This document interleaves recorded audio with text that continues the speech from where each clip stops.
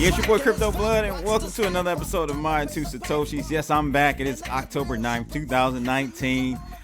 Shout out to my man Mark Belsky out there on YouTube. He said, play your favorite Eazy-E song. Well, here it is, bro. Real motherfucking G's.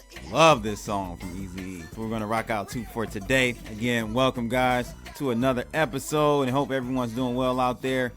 Today, we are looking at EOS 2.0. It's coming out soon. Block 1 just made an announcement. An upgrade to a system that has already outperformed every other blockchain consistently since it's been out for the most part. And 2.0 is just going to take it to the next level. We'll take a look at some of the details on that upgrade, what's being improved. Data throughput is definitely being multiplied by many X's. And again, I'm excited about that, and you should be too. This is moving blockchain forward in a more productive way, so everyone should be happy about this. Meanwhile, we've got Ethereum diehards still believing in 2.0, Ethereum 2.0, that is at DevCon. There's a lot of, I've been saying this, guys. Those who have been following me know I have been very persistent about my opinion about Ethereum upgrading.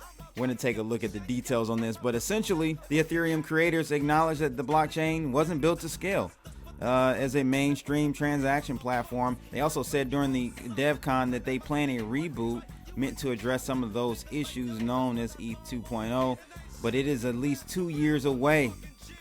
2 years away. I think probably even a little bit longer than that, maybe 2.5 years. And also, what was highlighted in this article is that there was no finite plan for how or when to migrate tokens and smart contracts onto Ethereum 2.0, according to Ethereum creator Vitalik Buterin and others.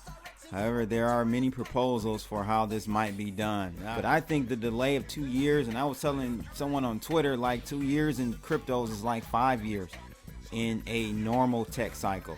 So it's going to affect the price of Ethereum significantly. On top of the token, Ethereum token use case, it's going to be dwindled more and more just from a technical standpoint after the upgrade to Ethereum 2.0. So there won't be a need for gas and so on and so forth. So the actual utility aspect of Ethereum, the token, I think will affect the price. But I always have to throw a caveat in there, and that caveat is that depends on whether or not the markets continue to price this as a utility token and not as a speculative asset. If they price it as a speculative asset, then I can't tell you where the price is going to go. It could go to $1,000. You know, it can go to $1,500. But I personally think the markets will continue to look at Ethereum, the token, as a utility. Okay, not as a speculative currency, cryptocurrency. If that's the case, Ethereum is heading much lower. I know it's up today and such in short-term sentiment, right? But long-term, man, this is not a good look for Ethereum. Last article, also out of CoinDesk, Telegram finally confirms it's behind the TON blockchain. So we'll take a look at this detail. They've been working on this for quite some time, over a year almost, kind of keeping it under wraps as well. I'm still not completely up to speed as to what this blockchain and who it's for, and will it really integrate with Telegram or what. But we'll see what some of the leadership from Telegram has to say about the TON blockchain. But before we get started, I want you guys to definitely check out Moon and Lambo at shopmoonlambo.com. They've got new apparel over there for the fall and winter, so check them out. You can always save 10% if you use the word CryptoBlood10 at checkout. And also shout out to smartcash.cc, voted #1 crypto in Brazil in 2018, and bitcoinconfidential.cc as well. If you're looking for a anonymous token, that may be one to check out. But first, heat map, should be calling it green map today. Bitcoin up 5.77% to $8,607. We've got Ethereum up 7.77% to $192. EOS is up only 3.2% today to $3.23. And we've got Litecoin up 4.2% to $59.08. But Binance up the most out of these coins here, up 10% to $17.49. Algo is looking good as well, right there with Binance token up 10% to 23 cents. But if we take a look at it from a month performance perspective, we still look down with Bitcoin down 16% for the month. Ethereum is up 6% for the month. Litecoin down 15% for the month. Yikes. EOS down 16% for the month, and Binance token down 19% for the month. Bitcoin Cash, however, is down 22% for the month, and XRP up 8% for the month. So we got a mixed bag for the top coins. Most of them are down, only a few up.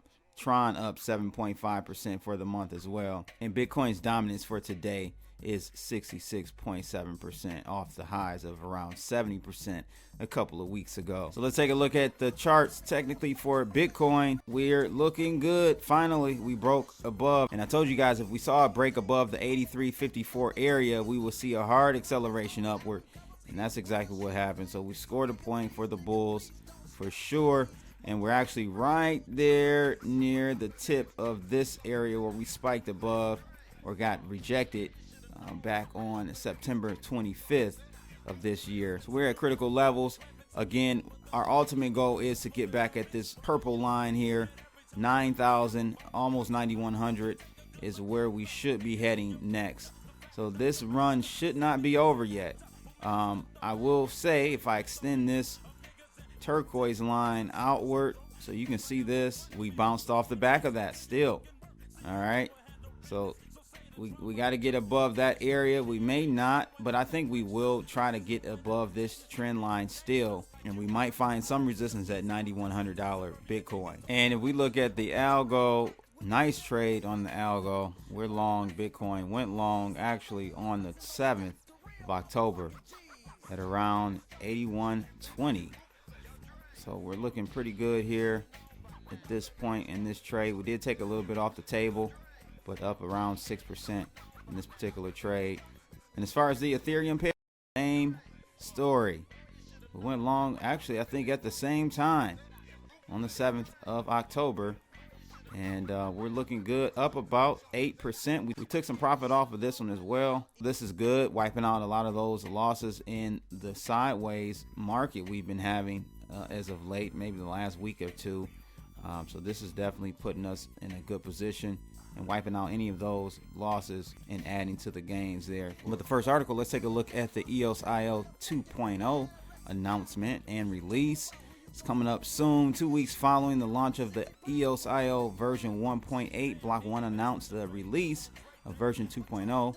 Darren Limmer, Block 1 CTO, announced the news in his Twitter. He says EOS 2 RC1 is officially available for community to download and utilize on testnets and even non-critical EOS nodes. First mentioned back in June at the B1 June event, EOS 2.0 continues Block 1's commitment to the community by radically improving the developer experience through the development of a custom-built engine called EOS VM, support for industry standard authentication, and tools that significantly improve the onboarding of developers. And I'm just going to stop really quickly with that because that's what's important. Many may think that getting people to use a platform is the most important thing. No, if you make the environment conducive for developers, the developers bring the users.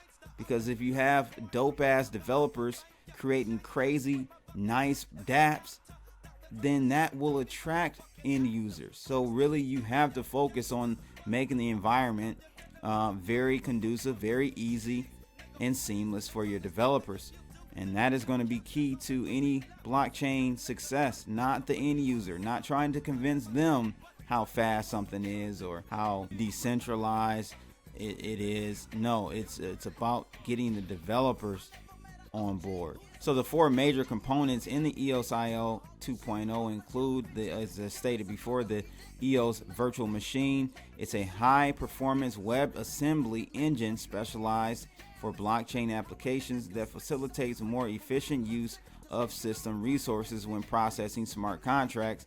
And Block 1's internal benchmarking, EOS virtual machine has achieved a 16x performance increase in smart contract processing time over Binarian, which was originally released with EOS IO 1.0. Also included in this upgrade is the EOS IO Quick Start Web IDE, WebAuthn support. This is huge.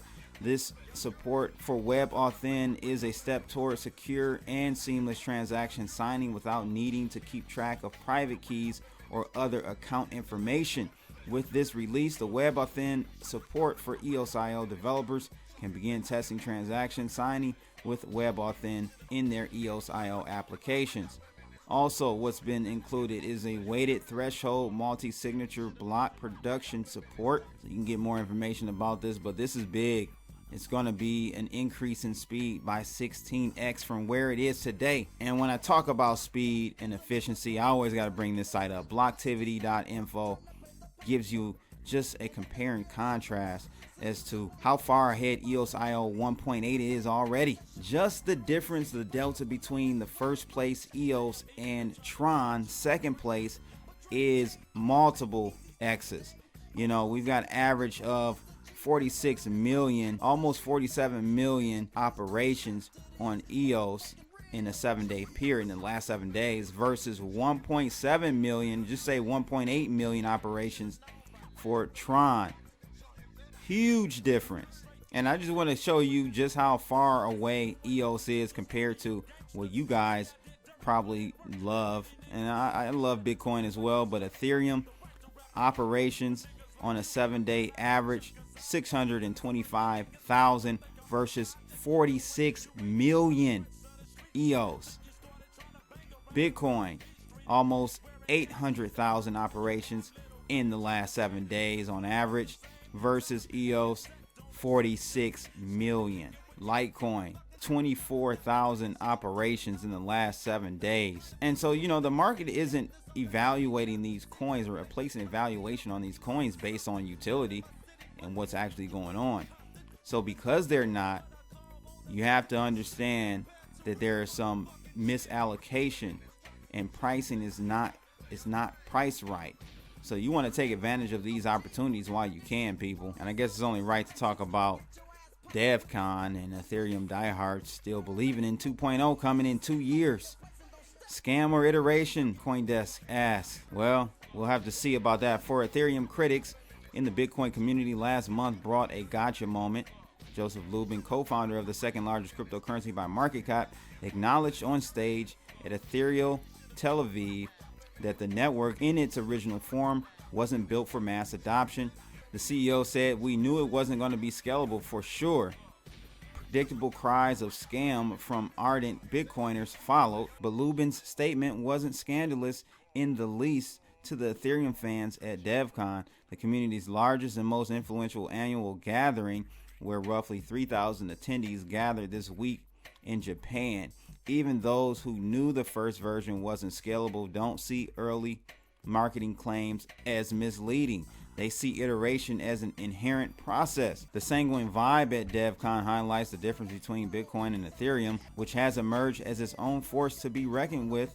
Bitcoin is an individualistic monetary asset, while Ethereum, convoluted as its path to mass adoption may be, is a communal promise to continue experimenting with smart contracts together. Another person says that something will exist in 10 years. It may not bear any resemblance to Ethereum that exists today, and there may not be good continuity, but something named Ethereum will be around in 10 years. I can agree with that, and I think it's going to look totally different. It's not going to be what we know today. Probably none of the apps or dApps that exist on Ethereum today will be even compatible. You know, you'll have to start over from scratch just because people, the name, and this is what I was telling my man Rice Crypto about Bitcoin. There are many other coins that are definitely better than Bitcoin for monetary use, but that name Bitcoin, it's just, it holds so much weight. Same with Ethereum. Ethereum holds a lot of weight. I don't think it will be the biggest smart contract blockchain, but it will be around, in my opinion, for sure. And this is where I have a big problem with Ethereum, is the lack of strategy, right? DevCon attendees weren't shy in discussing the roadmap ahead or who will fund this work. According to Peter Marek, Ethereum Client Parity's head of communications, the bulk of Ethereum related funding programs will now prioritize creating a new blockchain, ETH 2.0. Sources with knowledge of such development plans estimated it would take at least 2 years to build this next version of Ethereum. No one really knows what ETH 1 will look like once ETH 2 exists. There's not a ton of new development going on in the current chain clients. Most of the ongoing work is maintenance. The first phase of ETH 2 is called Phase 0 and is coming this winter. So I'm not going to read the whole thing, but it just shows that they've got a long way to go, man. And I think a lot of people just don't realize that, who aren't technical maybe, or those who aren't really diving deep into the nuances of this upgrade. Last article though, Telegram finally confirms it's behind the Ton blockchain. After raising $1.7 billion last year and maintaining almost complete radio silence since, messaging app Telegram is finally going public with its involvement in the Telegram Open Network, or Ton. The first mention of Ton and its native Gram tokens appeared on Telegram's official website Tuesday morning in the form of its terms of service for the token's wallet. According to the toss, Telegram will integrate the wallet into the company's flagship messaging app and also offer it as a standalone product.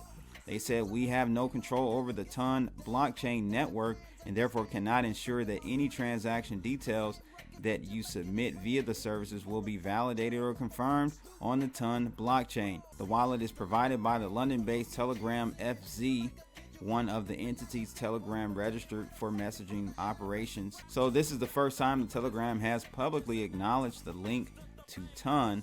Neither the company's CEO nor other company representatives have ever announced the project or commented on it.